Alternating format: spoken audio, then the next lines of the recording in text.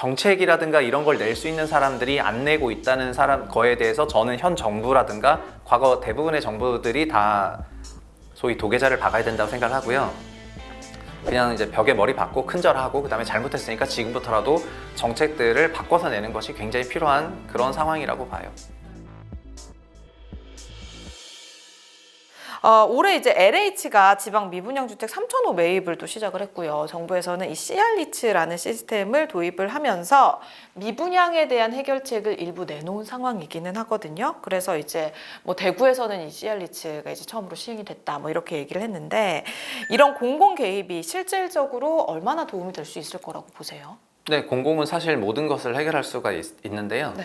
뭐 멀리서 찾을 것도 없이 저희 코로나19 위기 때 미국에서 연준이 미국의 회사채 시장이 급락하는 그 모든 회사채를 모두 다 사줬던 경험이 있고, 그리고 그 당시에 썼던 게 소위 4조 달러 정도 썼잖아요. SPC 3개를 만들어 가지고 대기업은 회사채를 다 사주고요. 대기업은 회사채 발행이 되니까 중견기업은 회사채를 발행하는 게 아니라 은행의 담보대출을 갖고 있거든요. 그러니까 중견기업 대상으로는 담보대출을 전부 그 대출채권을 다 사주고요.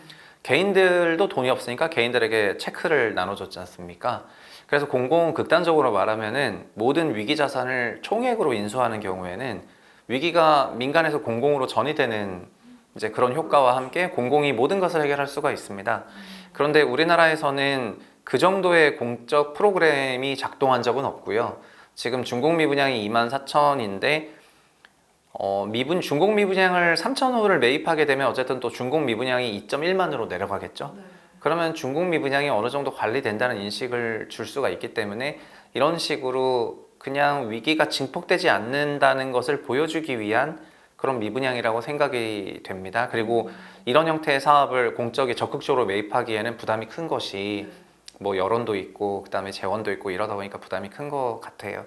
정부의 그러니까 개입은 극단적으로 말하면 최악으로 가지 않기 위한 마지노선 단계 개입인데 사태를 해결하는 수준의 아주 적극적인 개입은 아니고요. 뭐 그렇게 해서도 안 된다고 생각하지만은 뭐 이걸 아까 말씀하셨던 것처럼 터트리면 더 문제가 되니까 그거를 어느 정도 무마하는 수준에서의 개입 같습니다. 네. 그러니까 사실 이게 뭐 LH가 이렇게 매입을 했다라고 해서 뭐 수요층들이 갑자기 LH가 매입을 했어 이러면서 움직이는 건 아니잖아요. 네. 그렇기 때문에 근본적인 해결책이라고 보기엔 조금 힘들지 않을까 이런 생각이 드네요. 네, 그리고 네. 지방에서 이런 매입을 하게 된 경우에는 준공 미분양을 또 매입을 하는 건데 네. 준공 미분양 매입 말고 공적 주택 매입 프로그램들을 다시 재가입을 한 게 있거든요. 이게 그 원희룡 국토부 장관 때 없앴다가 박상훈 장관 되면서 다시 살린 것들이 있고 작년 88 대책 나오면서 공동주택 그 매입 프로그램이 돌아갔는데 공동주택 매입 프로그램이 돌아가는 데 있어서 그 매입 단가가 올라갔습니다. 그 공사비도 거의 준 실비를 인정하게 되고 하는 건데 요즘에 그래서 그나마 돌아가는 거는 소위 NPL이라고 하는 토지 그 부실 채권으로 토지를 인수하면서 거기다 건축을 지어가지고 그 NPL로 인수한 토지 가격과 그 주변의 토지 공시 가격 간의 차이를 먹는 차익 프로그램이 돌아가고 있고요. NPL 마켓만. 그러니까 이거는 사실상 그냥 무위험 차익거래이기 때문에 이쪽 시장이 굉장히 잘 돌아가고 있는 건데 그거 나머지는 사실상 다 죽었다고 보면 되기 때문에 시장이 완전히 뭐 이상한 상태죠. 네.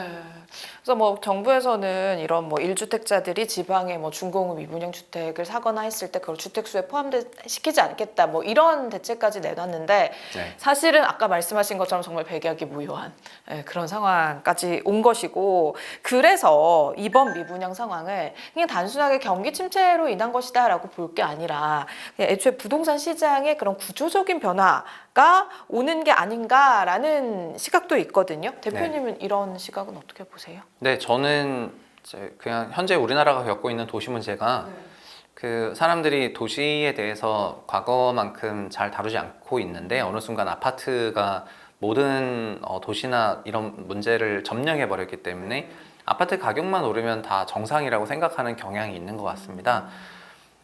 그런데 사실은 서울만 하더라도 2030 세대가 서울에 정착할 만한 충분한 주택이 없기 때문에 20대 때는 왔지만은 30대 이후부터는 서울을 이탈하고 있는 거고 서울도 보면은 도시 기능이 예를 들면 교육 같은 경우에는 학군지 중심으로 굉장히 쏠려 있는 거고요.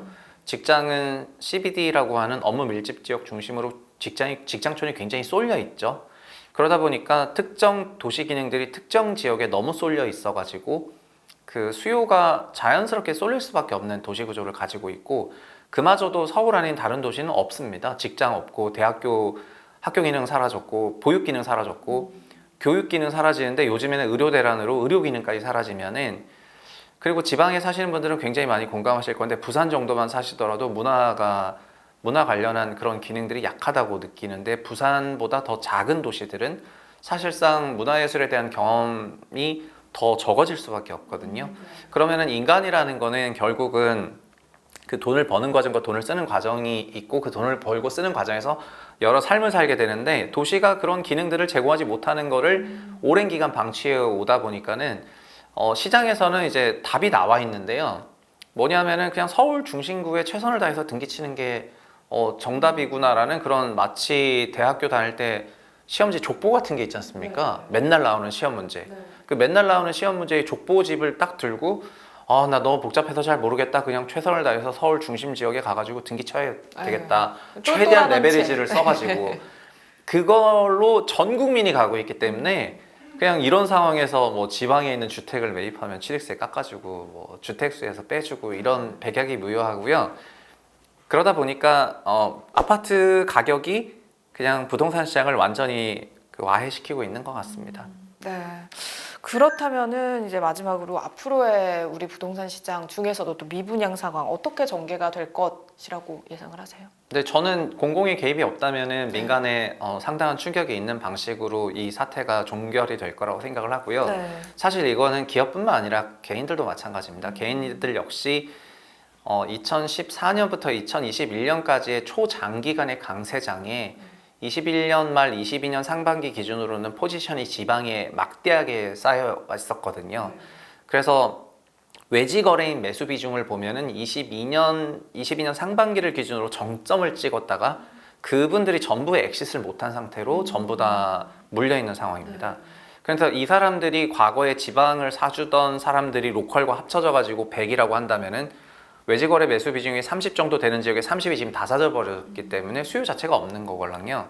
그래서 이 사람들 역시 지방 부동산의 장기적이고 구조적인 하락과 함께 포지션 청산이 일어나게 될 거라고 생각을 하고, 그 과정에서 미분양을 쌓은 건설사들 역시 그 건설 프로젝트로 인해 가지고 많은 회사들이 자기 사업 청산이 일어날 거라고 생각을 하고 있습니다. 그래서 정책적으로 지방의 도시 기능을 회복하는 방식의 어떤 구조적인 변화나 이런 거가 적극적으로 수행되지 않는다면은 뭐 끝은 어느 정도 예상할 수 있는 그런 시나리오로 가고 있는 것 같고요. 뭐 안타깝지만 그거를 막아설 현 정부 단에서는 대책이 전혀 없었고, 새 정부에서는 그런 대책이 나오기를 기대하고 있습니다. 네. 그러면 새 정부에서는 혹시 뭐 어떤 정책을 기대한다 이런 말씀도 해주실 수 있을까요? 제가 네, 일단 보기에는, 기본적으로는 그 대전 세종권의 제2행정수도를 좀 더 본격화하겠다는 건 역시 지방에 죽어있는 수요 중에서 일부를 그래도 회복할 수 있는 방안들입니다. 그러니까 그쪽에 도시 기능을 집어넣겠다는 방식이기 때문에 그런 거거든요. 근데 현 윤석열 정부에서는 집무실도 용산으로 옮겼고, 종전의 세종이라든가 세종 이제 그 국회의사당, 세종의사당 같은 그런 부분에 대해서 힘을 다 뺐기 때문에 뭐 필연적으로 서울 집중화가 더 심화될 수밖에 없었던 것 같습니다. 물론 대전 세종으로 간다 해가지고 지방 모든 문제가 살아나는 건 아닌데요. 그런데 보면은 뭐 해수부도 부산 보내겠다 등등, 몇 개 금융부처 다 부산으로 보내겠다 등등 일자리 기능을 지방에 심어 놓으려고 노력이라도 하는데, 현 윤 정부는 이런 노력이 아예 없었습니다. 그렇기 때문에 더 지방도시 소멸이나 공실이 가속화됐던 게 아닌가 싶거든요. 그래서 사실은 문제를 해결할 수도 있지만은 나빠지는 속도를 좀 덜 나빠지게 속도를 완화할 수가 있는데, 그 완화책도 안 썼기 때문에 그냥 풀 가속 상태로 나빠졌고, 그 완화책을 지금 조금 쓰는 게 아닌가 싶습니다. 근데 근본적으로는 일자리, 교육, 의료, 치안, 뭐 대학교 문제부터 시작해서 정말 풀어야 될 게 아주 산더미라고 생각을 하고요. 그래서 부동산이라는 것이 단순히 서울의 주택 공급 10만 채 하면은 마치 해결될 것처럼, 공급이 모든 것을 결정하는 것처럼 이제 지금 착각해서는 안 될 것 같고요. 전국 레벨의 족보를 향한 그런 수요가 올라오고 있는 상황이기 때문에 그거를 완화시키는 것이 가장 중요한 대책 같습니다. 네, 그러면은 지금 이제 내 집 마련을 생각하시는 우리 네. 시청자분들도 계시거든요. 그런 분들에게는 혹시 앞으로 어떤 전략을 가지면 좋을지 좀 번외로 살짝 팁을 좀 주실 수도 있을까요? 저는 이미 시장이 저희 네. 팁이 필요 없을 정도로 네. 그 시장에서 이미 결론을 다 낸 상태라고 생각을 하고요. 어떤 결론을 낸? 네, 시장에서 낸 결론은 뭐냐면 무조건 돈 싸들고 서울로 가자는 결론을 다 낸 상태라고 생각을 하고 있습니다. 그거를 진짜 가야 되나 아닌가 약간 이런 고민을 하고 있는 분들이 계신 것 같고요. 그리고 그래 지방부동산 처분하고 서울에 전세 낀 갭매수라도 하자 이런 거를 행동에 옮기시는 분도 있고 아닌 분도 있습니다. 사실 주택이라는 게 투자 목적으로만 사는 것이 아니라 자기가 뭐 교육 목적이나 이제 소위 부모님들이나 아니면 친인척들이랑 같은 지역에 있거나 직장 근처이거나 등등 여러 건강 문제라든가 여러 가지 이슈로 자기 삶 때문에 집을 선택하는 거고 경제적인 거는 다소 좀 부수적인 결론이 되는 거거든요. 그런데 아까 말씀드린 것처럼 서울로 가는 이유는 그런 삶적인 문제를 기능적으로 도시가 해결을 못 해주고 있기 때문에 그리고 앞으로 못 해줄 거라고 높은 확률로 예상이 되니까 그냥 선제적으로 움직일 수밖에 없는 거고 그런 거에 대해서 이미 전국적인 플로우가 나오고 있으니까 저는 답이 다 나왔다고 생각을 하고요. 그냥 여기서 그냥 제가 할 수 있는 조언이란 것도 그러니까 되게 구차하다는 것입니다. 이미 모든 사람들이 다 답을 정해놓고 그 방향으로 가고 있는데 그렇게 하지 마세요라고 한다던가 뭐 아니면은 지방에 있는 주택 적극적으로 매수하셔가지고 거기서 쭉 사셔더라도 행복하실 겁니다. 이런 얘기를 한다는 것 자체가 이게 무슨 소리인가 이런 생각이 들거든요. 그래서 저는 개인들한테는 딱히 조언할 말이 없고요. 개인들이 이런 전국적인 조직화된 행동을 하고 있는데도 불구하고 정책이라든가 이런 걸 낼 수 있는 사람들이 안 내고 있다는 거에 대해서 저는 현 정부라든가 과거 대부분의 정부들이 다 소위 도계자를 박아야 된다고 생각을 하고요. 그냥 이제 벽에 머리 박고 큰절하고 그다음에 잘못했으니까 지금부터라도 정책들을 바꿔서 내는 것이 굉장히 필요한 그런 상황이라고 봐요. 네, 그렇습니다. 정말 그 똘똘한 한 채가 지금은 시장에 답으로 정해져 있는 그런 상황에서 조언보다는 이제는 조금 상황이 변하기를 기다려보는 수밖에 없겠다. 이렇게 말씀을 해주셨는데요. 수도권과 지방 정말 함께 성장할 수 있는 그런 큰 그림, 방법이 앞으로 다가오는 새 정부에서는 꼭 좀 이루어졌으면 좋겠다라는 생각을 하면서 오늘 얘기 마무리 지어보도록 하겠습니다. 자, 키워드 부동산 오늘은요 유튜브 최부심의 최상욱 대표님과 함께했습니다. 대표님 오늘 말씀 고맙습니다. 네, 감사합니다.